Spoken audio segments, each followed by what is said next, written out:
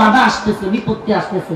আমি গতকালকে বলতেছিলাম মজা করে বাড়িতে, হ্যাঁ রে আমি ছোট মানুষ, এত বড় বড় বক্তা থুয়ে খালি আমারই নিষেধ করে। আমি ছোট মানুষ, খালি এত এত আলোচক থুয়ে খালি আমারে পা। আচ্ছা এতক্ষণ পর্যন্ত কথা বললাম, কোরআন হাদিসের বাইরে বলছি নাকি? তবু আমারই বাধা দেয়। বুঝলাম না আমি কোন কোরআন হাদিস থেকে কথা বলি। আল্লাহ আর অন্যরা কি বলে আল্লাহ পাক ভালো জানে। আল্লাহ পাক আমাদের সবাইকে দ্বীনের জন্য পরিপূর্ণ হক কথা বলার তৌফিক দান করুন।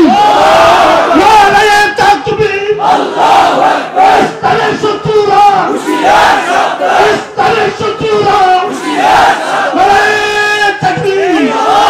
আমি একটা কথা বলি শুনেন, আমি একটা কথা বলি, দেখবেন আল্লাহ পাক হক কথা বলতে বলতে বলতে বলতে বলতে বলতে একটা সময় বলনে ওয়ালা অনেক বাড়ায়া দিবেন, আর হক কথাকে গোপন করতে করতে করতে করতে একটা সময় দেখবেন গোপন করনে ওয়ালার সংখ্যা বেড়ে যাবে।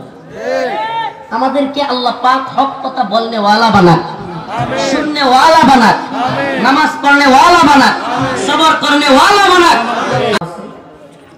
ইনশাআল্লাহ এখন দোয়া হবে, চলে যাব। আমি সবার কাছে দোয়া চাই, আমি চাই আপনারা যেন পরিপূর্ণ দিন বুঝেন, পরিপূর্ণ দিন মানার চেষ্টা করেন এবং প্রকৃত দিনটা মানার চেষ্টা করেন। কেউ যদি আল্লাহর দ্বীনের বিরুদ্ধে যায়, আল্লাহ পাকের হুকুমের বিরুদ্ধে যায়, আল্লাহ পাকের হুকুমের বিরুদ্ধে বিদ্রোহ ঘোষণা করে, তবে কেউ যদি আমাদেরকে এই কথাগুলো বললে, আমাদেরকে রাষ্ট্রদ্রোহী বলে, জঙ্গিবাদী বলে, রাষ্ট্রদ্রোহী বলতে চাই, আমরা বলবো আমাদেরকে যদি রাষ্ট্রদ্রোহী বলবো, আমরা বলবো